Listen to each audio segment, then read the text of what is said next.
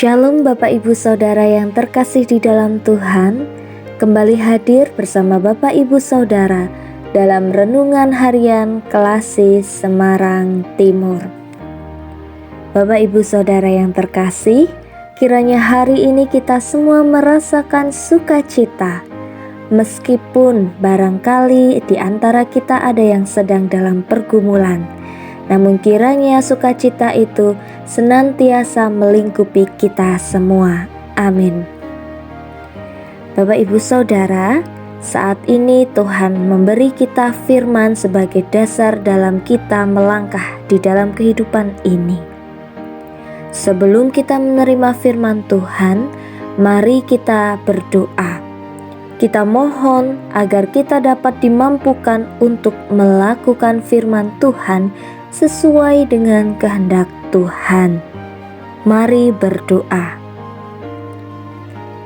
Yesus Sang Gembala yang baik, kami mengucap syukur telah beroleh kehidupan yang penuh dengan berkat penyertaan-Mu. Ya Bapa, saat ini kami mau mendengarkan firman-Mu. Kiranya melalui firman-Mu, iman kami semakin Engkau teguhkan. Dan bolehlah kami memiliki pengharapan yang baru dalam hidup kami. Di dalam Yesus Kristus kami berdoa. Amin. Bapak Ibu Saudara yang terkasih, firman Tuhan bagi kita hari ini diambil dari Injil Yohanes pasal 10 ayat 11. Injil Yohanes pasalnya yang ke-10, ayatnya yang ke-11, cukup satu ayat saja. Demikian bunyinya. Akulah gembala yang baik. Gembala yang baik memberikan nyawanya bagi domba-dombanya. Saya bacakan sekali lagi Injil Yohanes pasal 10 ayat 11. Akulah gembala yang baik. Gembala yang baik memberikan nyawanya bagi domba-dombanya. Demikian firman Tuhan. Tuhan adalah gembalaku. Bapak Ibu Saudara, sepertinya kalimat ini bukan lagi kalimat yang asing untuk kita dengarkan. Betul ya? Tuhan adalah gembalaku. Dalam firman yang kita baca, Yesus menyebut dirinya sebagai gembala. Penyebutan ini merupakan gambaran yang dipakai Yesus kepada orang-orang yang mengikutinya, agar mereka dapat memahami apa yang dimaksud Yesus dalam perkataannya. Siapa sih gembala itu? Gembala adalah seseorang yang menjaga kawanan ternak. Gembala dapat disebut menurut jenis binatang yang ia urus.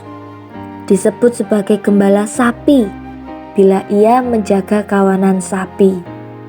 Disebut sebagai gembala domba bila ia menjaga kawanan domba, dan lain sebagainya. Yesus sendiri sering digambarkan sebagai gembala domba. Domba yang ia jaga bukan hanya berasal dari satu kandang saja loh, namun kawanan, yang artinya bisa berasal dari beberapa kandang. Lalu, apa saja sih tugas gembala itu? Tugas gembala ialah memberi makan, memimpin, dan memelihara ternak agar mereka dapat hidup dengan baik dan sehat, serta tentunya menjaga kawanan ternak dari binatang lain yang membahayakan dan menyelamatkan mereka. Demikian juga Yesus. Ia menjaga kawanan domba dan menuntun mereka ke tempat yang baik, di mana para domba dapat menikmati makan dan minumnya dengan tenang. Tidak seperti gembala yang lain. Ketika ada bahaya, mereka justru lebih memilih menyelamatkan diri sendiri, bukan menyelamatkan ternak mereka. Mereka juga tidak memperhatikan domba-domba yang mereka bawa.